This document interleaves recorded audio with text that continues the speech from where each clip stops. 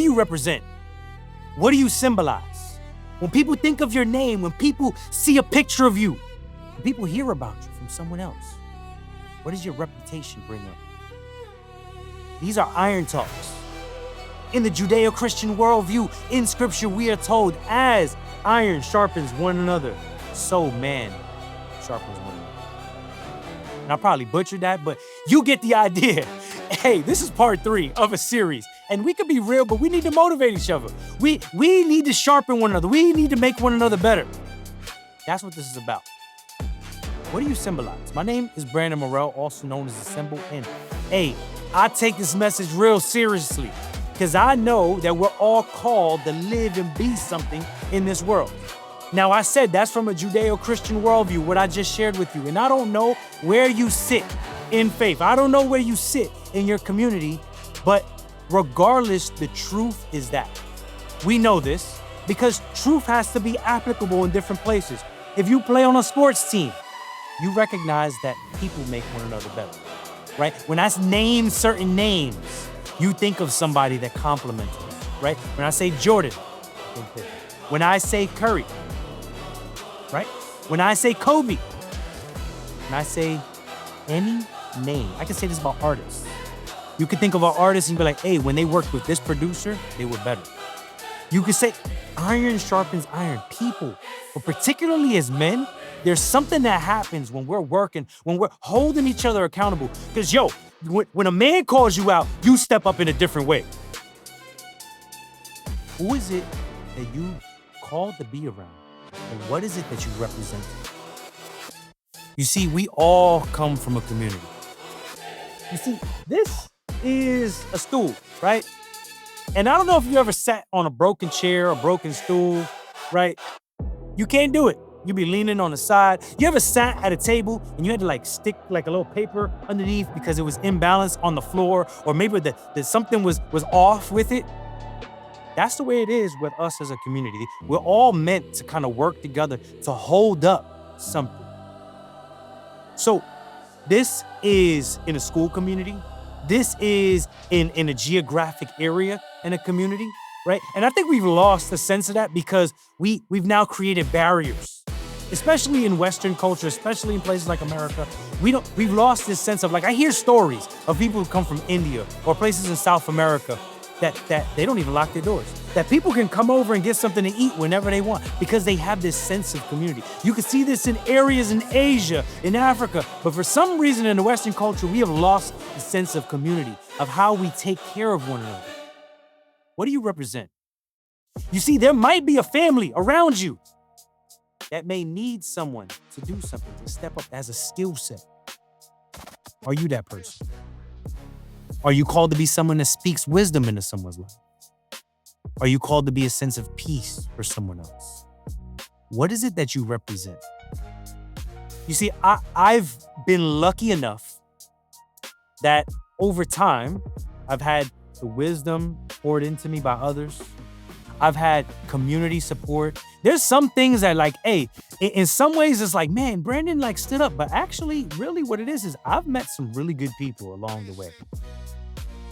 I remember when I went back, there was this lady, and you know what's funny? I only met this lady one time. And she said, when I meet people and when they get to know me, I don't tell them, trust me. I say, know me. Because you got people around you yo, trust me, bro, I got you. Yo, trust me, I got you. Trust me. Know me. You should know my character. And I remember that stood with me, that little thing. I've watched certain movies that have left imprints on me.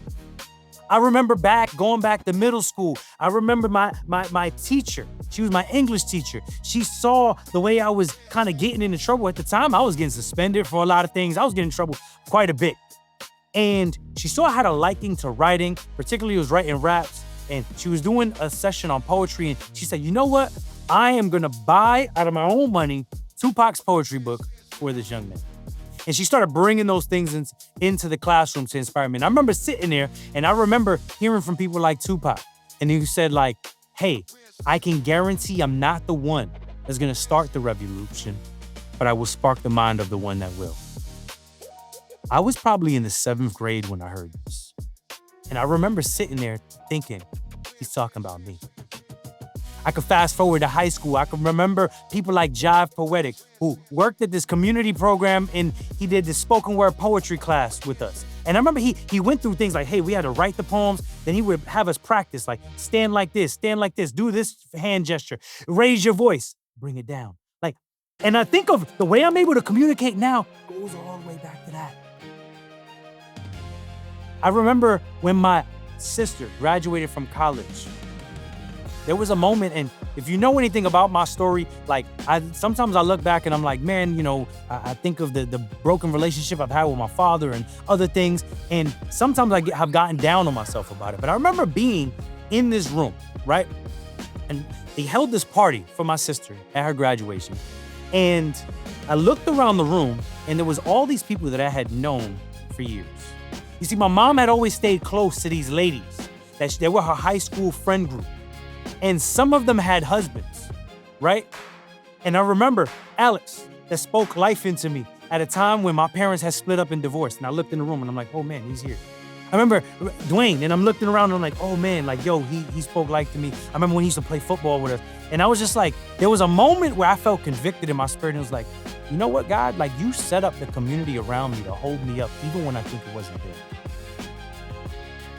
Some of these men, some of these people, some of the, like, whether it be the teacher, I have not spoken to that English teacher for years.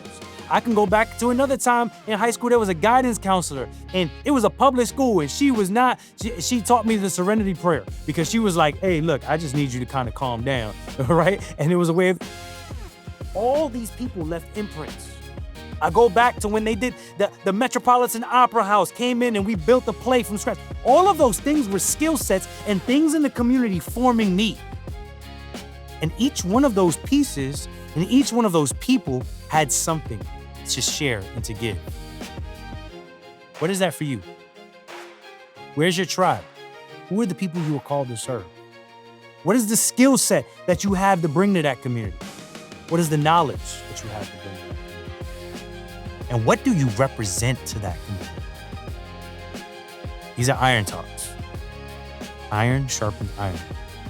And we here at Equip Manhood just want to sharpen you. Pray that you guys can sharpen us. We can work together on all this. Thank you for watching. Symbolize something great to your community. Peace.